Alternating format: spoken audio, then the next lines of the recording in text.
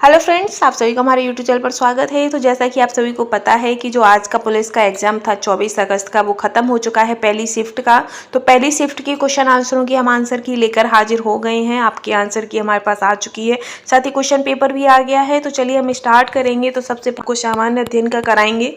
तो सामान्य अध्ययन से संबंधित जो भी आपके आज के एग्जाम में क्वेश्चन पूछे गए हैं, उसकी पूरी हम आपको आंसर की कराने वाले हैं। एकदम सही सही आंसर्स आपको कराने वाले हैं। इससे पहले हम शुरू करें तो हम आपको बता दें कि अगर आप हमारे यूट्यूब चैनल पर पहली बार आए हैं तो प्लीज़ चैनल को लाइक शेयर एंड सब्सक्राइब करना बिल्कुल भी ना भूलिएगा, ताकि ऐसी कोई भी वीडियो हो, लेटेस्ट वीडियो, वो आप तक सबसे पहले प्रोवाइड हो सके। तो इसमें हमारा पहला क्वेश्चन है आपका, जो आज के एग्जाम में जो पूछा गया है कि डैश ट्रोजन वायरस कई सोलर विंड्स ओरियन प्लेटफॉर्मों पर डाला गया था। तो जिसका जो आंसर रहेगा आपका वो हो जाएगा सनवर्स्ट।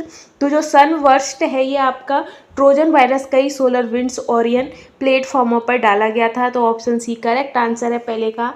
नेक्स्ट क्वेश्चन है कि पृथ्वी के प्रथम सुपर कॉन्टिनेंट यानी कि बड़े महाद्वीप का क्या नाम है। तो जो पृथ्वी का जो प्रथम सुपर कॉन्टिनेंट है ये आपका पेंजिया है, ठीक है। तो ऑप्शन सी इस क्वेश्चन का करेक्ट आंसर है, इसका भी पेंजिया, ठीक।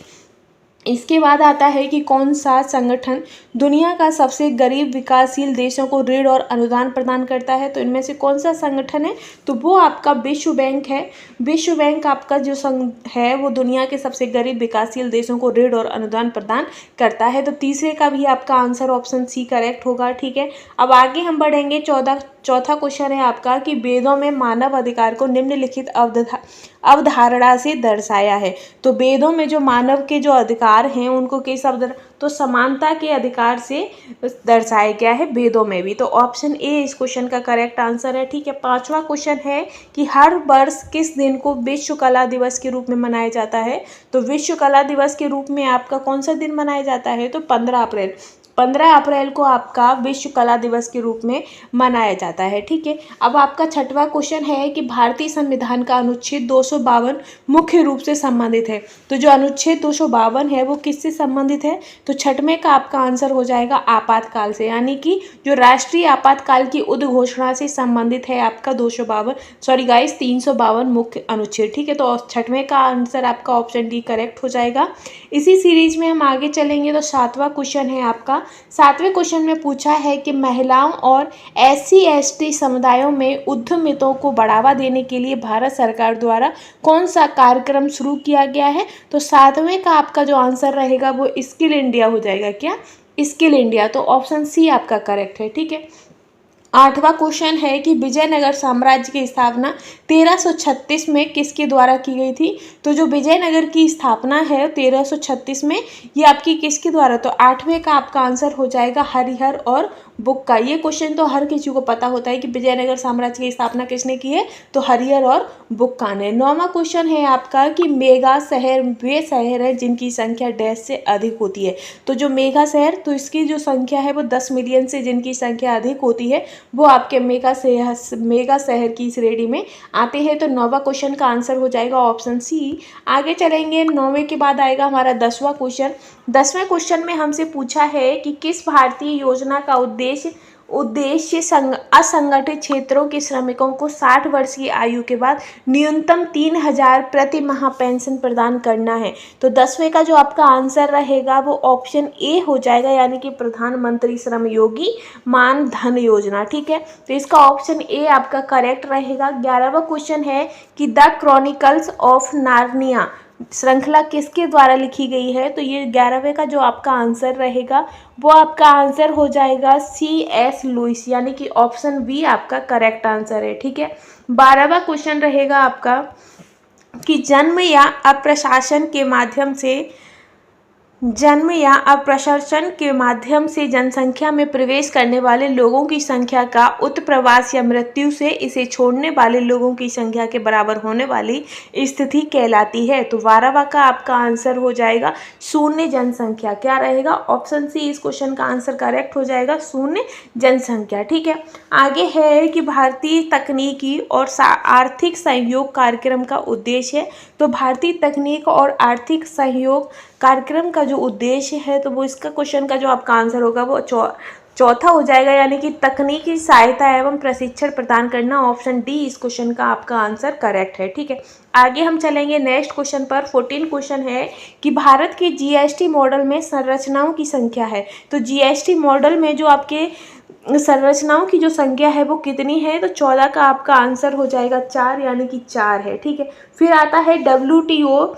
तो WTO के वर्तमान महानिदेशक कौन है? तो WTO के जो वर्तमान में जो महानिदेशक हैं वो आपके 15वां का।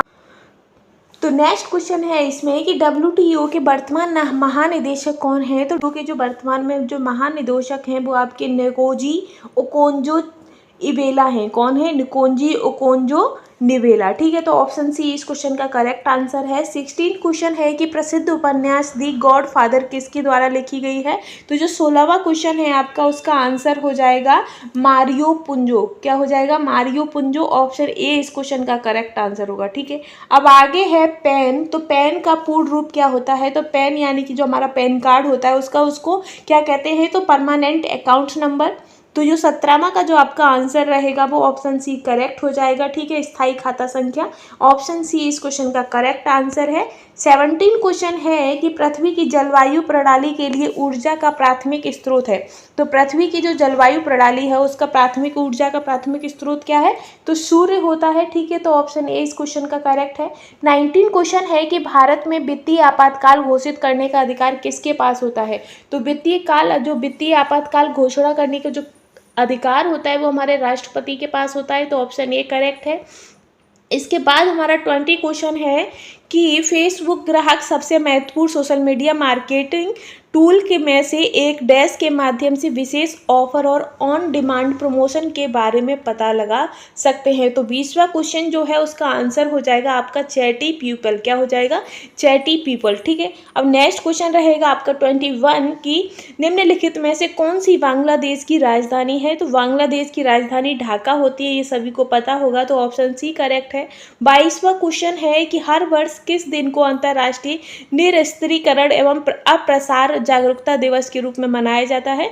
तो 22 का जो आपका आंसर रहेगा वो 5 मार्च हो जाएगा। ठीक है, आगे हम बढ़ेंगे। 23 क्वेश्चन है कि हाल ही में किस भारतीय हवाई अड्डे को यूनेस्को के 2023 प्रिक्स वर्सेल्स के में मान्यता मिली है? तो प्रिक्स वर्सेल्स में जो मान्यता मिली है वो किसको मिली है? तो 23 का आपका हो जाएगा कोपेगोडा अंतर्राष्ट्रीय हवाई अड्डा। कोपेगोडा अंतर्राष्ट्रीय हवाई अड्डा। तो ऑप्शन सी इस क्वेश्चन का करेक्ट आंसर है। 24 है कि human rights and in human wrongs पुस्तक के लेखक कौन है? यानी कि human rights and in human wrongs पुस्तक के जो लेखक हैं, तो 24 का जो आपका आंसर हो वो हो जाएगा VR कृष्ण अय्यर। तो ऑप्शन सी इस क्वेश्चन का करेक्ट आंसर है। 24 के बाद हम चलेंगे 25वें क्वेश्चन पर। तो 25वां क्वेश्चन है कि कौन सा अंतर्राष्ट्रीय समझौता ओजोन परत के क्षरण के लिए जिम्मेदार अनेक पदार्थों के उत्पादन को चरणबद्ध तरीके से समाप्त करके ओजोन परत का संरक्षण करने पर केंद्रित है? तो 25 का जो आपका आंसर रहेगा वो हो जाएगा मॉन्ट्रियल प्रोटोकॉल। ठीक है, तो मॉन्ट्रियल प्रोटोकॉल। ऑप्शन डी इसका करेक्ट आंसर है। 26 है कि दिल्ली का पहला सुल्तान कौन था? तो जो दिल्ली का जो पहला सुल्तान था वो कौन था? तो 26 का आपका आंसर हो जाएगा कुतुबुद्दीन ऐबक। ठीक है, कुतुबुद्दीन ऐबक। ठीक, आगे है आपका नेक्स्ट क्वेश्चन 27 कि नाइट्रोजन की खोज किसने की थी? तो नाइट्रोजन की जो खोज है वो किसने की है? तो 27 का आपका आंसर हो जाएगा ऑप्शन सी, यानी कि रदरफोर्ड, डैनियल रदरफोर्ड। ठीक है, आगे है 28 की निम्नलिखित में से कौन GST सामान्य पोर्टल है? तो GST सामान्य पोर्टल यानी कि जो इसकी वेबसाइट है वो इसकी वेबसाइट क्या है? तो 28 का जो आपका आंसर रहेगा वो ऑप्शन ए हो जाएगा www.gst.government.in। ठीक है, आगे है आपका नेक्स्ट क्वेश्चन 29 क्वेश्चन है कि किस पर्वत को ब्लू माउंटेन कहा जाता है? तो ब्लू माउंटेन आपके नीलगिरी पर्वत को कहा जाता है। तो ऑप्शन ए इस क्वेश्चन का करेक्ट आंसर है। वही है 30 क्वेश्चन कि व्यापार घाटे से क्या अभिप्राय है? तो व्यापार घाटे से जो अभिप्राय है वो आपका हो जाएगा जब किसी देश का, यानी कि जब किसी देश के आयात उसके निर्यात से अधिक हो जाते हैं तो व्यापार घाटे से हो जाता है। तो ऑप्शन सी इस क्वेश्चन का करेक्ट आंसर हो जाएगा। 31 क्वेश्चन है कि उत्तर प्रदेश में कुश्ती के पारंपरिक रूप का नाम बताइए जिसमें कुश्तीबाज विशेष रूप से तैयार मिट्टी के गड्ढे में अभ्यास करते हैं जिसे अखाड़ा कहा जाता है। तो 31 का जो आपका आंसर होगा वो हो जाएगा कुश्ती या पहलवानी। ऑप्शन डी इसका क्वेश्चन का करेक्ट आंसर है। ठीक है, अब नेक्स्ट क्वेश्चन है 32 क्वेश्चन है आपका कि किस संस्थान ने रेत और धूल तूफान कृषि में शमन अनुकूलन नीति और जोखिम प्रबंधन उपायों के लिए गाइड शीर्षक से रिपोर्ट जारी की है। तो 32 का जो आपका करेक्ट आंसर रहेगा वो आपका हो जाएगा FAO। क्या हो जाएगा? FAO। ठीक है, तो ऑप्शन सी करेक्ट है। 33 क्वेश्चन है आपका कि पृथ्वी एक एल्बिडो काफ़ी हद तक किससे प्रभावित होता है। तो जो पृथ्वी का जो एल्बिडो है वो काफ़ी हद तक किससे प्रभावित होता है। तो 33 का जो आपका आंसर होगा वो हो जाएगा कि बादल छा जाने से, यानी कि मेघा आच्छादन से आपका जो पृथ्वी का जो एल्बिडो है वो काफ़ी हद तक प्रभावित होता है। तो ऑप्शन बी आपका करेक्ट आंसर है। ठीक है, 34 क्वेश्चन है कि डीएनए की संरचना किसके द्वारा खोजी गई थी, यानी कि डीएनए की खोज किसने की थी। तो 34 का आपका आंसर हो जाएगा जेम्स वाटसन और फ्रांसिस क्रिक, यानी कि ऑप्शन सी आपका करेक्ट है। आगे है 35 कि किस बैंक ने भारत में विमुद्रीकरण का समर्थन किया है। तो विमुद्रीकरण का जो समर्थन है वो आपकी RBI यानी कि रिजर्व बैंक ऑफ इंडिया ने किया है। ठीक है, तो ऑप्शन सी इस क्वेश्चन का करेक्ट आंसर है। वहीं 36 क्वेश्चन पर हम चलेंगे। तो 36 क्वेश्चन है जिसमें पूछा गया है कि निम्नलिखित में से किस साइबर अपराध में संवेदनशील जानकारी का खुलासा करने के लिए व्यक्तियों को धोखा देना शामिल है। तो 36 का जो आपका आंसर रहेगा वो हो जाएगा हैकिंग या फिशिंग। तो फिशिंग इस क्वेश्चन का करेक्ट आंसर है। ज़्यादातर लोग हैकिंग लगा कर आए होंगे, लेकिन हैकिंग नहीं है, इसका आंसर आपका फिशिंग रहेगा। ठीक है, तो ऑप्शन डी करेक्ट है।